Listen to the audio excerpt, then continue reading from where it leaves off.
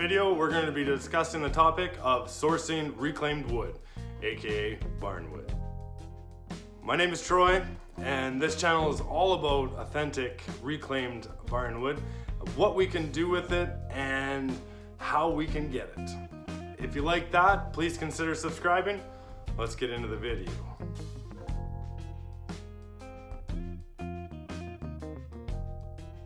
Sourcing starts with a phone call usually, or a message over the internet, an email of some sort, text message, something like that. We get a message and like, okay, we have a building. We ask for some pictures and some certain things that we send out, so we know what we're walking into, because there's certain material that for us is prime, and other material is just more or less still waste. It comes to the part of sourcing that is so important, and that's meeting with the landowner. That's important because they want to meet you, right? They want to meet who's coming in to take down this barn. Do they have insurance, in case something happens? And am I going to be liable as a landowner? That's definitely something that has to be addressed right off the bat. There's a number of things that you should consider before even speaking with the landowner, and that is the distance that you have to go from your residence to where you're taking it down. And that's going to make a difference, because you're probably going to be coming out here, depending if you're doing it by yourself, with a group, with equipment, without.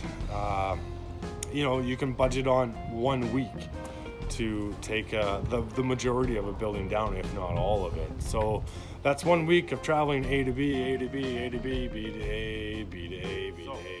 Keep that in mind, because there is time involved in that aspect. So what gives the landowner peace of mind? Well, a contract does. I'm not saying that you have to go out and get a contract drafted by a lawyer. That isn't necessary.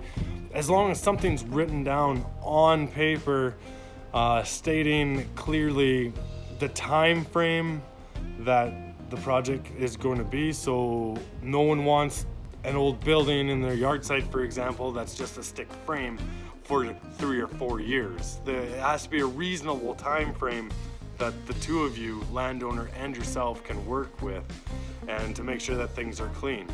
Talking about being clean is another thing that should be mentioned, and that's the debris. Generally there's cedar shakes that just go like dust in the wind. So you want to try and keep track of stuff like that. Set up something so everything falls down and it's all being kept within a 10-foot radius of the building, say.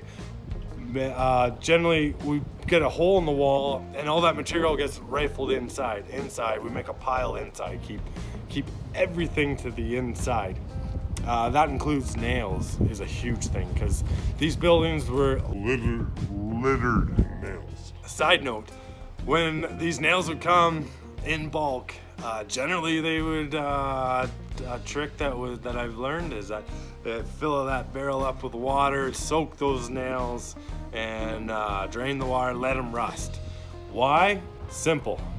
Because a rusted nail that goes into the wood is going to have a little more biting power, right? So it'll last longer. Good trick? Yeah, I think so.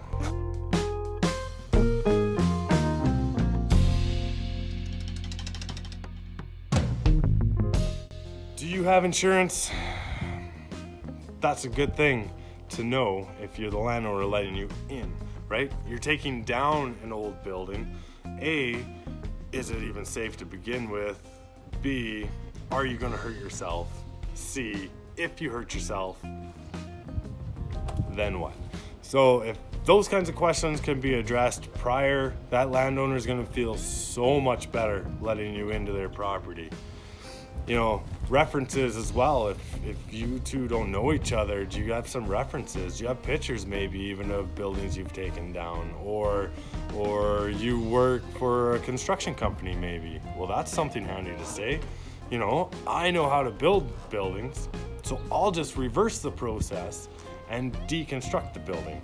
And that's generally how this whole show works. It's just the reverse of the build. Start at the roof, work your way down, keeping things as strong as possible so you can work as safe as possible.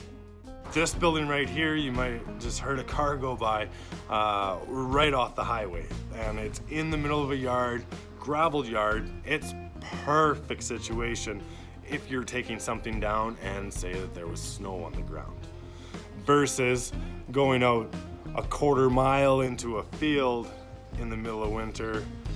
Not gonna happen. Probably not with your truck, right? Not where we live in the southern part of Manitoba. In this area, we get enough snow that you're not driving your truck out. With a little bit of wind, you'll get drifts. So something to consider, right? Is the area safe? Is there, things that maybe don't look safe to you? Identify them, write them down, take pictures, document it. A question that I always ask is there still power running to this building? Yes, no. Can we get the power shut off? Is there any wells? That's a big one. Is there any wells or any hidden things that you're aware of that are not safe? I would hate to fall in a well. How about you? All right, if you know it's there, maybe we can fill it in before you even start. The tall grass that's generally around the building, can you do something with that? Can you bring out some weed eaters, maybe clean up the area before you start? I mean, you will trample it down, but if you clean it up, you're gonna see holes, you're gonna see maybe old machinery, old metal that might be just sticking up out of the ground. So document everything, pictures, write it down, know what you're getting yourself into. Another thing is generally these lofts are pretty shady, especially if the roof has allowed water to come in. That's the biggest enemy to these buildings is water, and it weakens everything. You'll see discoloring, you'll see holes, you'll see something. If there's straw left on that, you know that underneath that straw is going to trap that moisture, so chances are that wood might be a little soft. Get some flag tape, flag it off, right? Remember that it's there. Yes, you may know that it's there, but if you're busy working away and you're up above your head and you're working at getting those boards down, you might forget about that hole. Get it covered. When you're done meeting with the landowner and you guys have walked around, you've talked about what you want certain materials, maybe you're just out for a certain material for your product that you want to build, which is fine. And if you can make use of some of this wood, maybe that's all the landowner wants. Although some landowners are going to want something for this building. What are you prepared to give? What are you prepared to give? Do you have money? Great. Everyone loves money. Don't have money? That's okay too.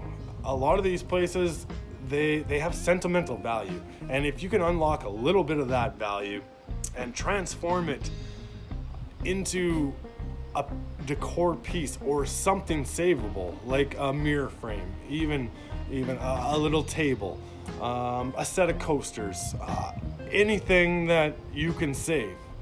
And maybe that's enough for payment, especially if the building's going to be tore down regardless. That way they can keep something from maybe they used to play in the loft as a child. You got to think of that. These buildings do hold sentimental value, especially if it's a family-owned farm. Keep that in mind, tread lightly. Some of these small buildings like granaries, chicken coops for example, or I don't know, maybe it would have been just a small out storage building. I mean, maybe some of those are ideal for sourcing. There's still some material, there's 2x4s generally, and there's deadly siding on a lot of these. They didn't build these buildings as well as they built the barns. And they didn't build the barns as well as they built the house. You always see Barnwood as being a barn. Well, hey, there's also outbuildings. I would much rather take this building than a huge barn. Why?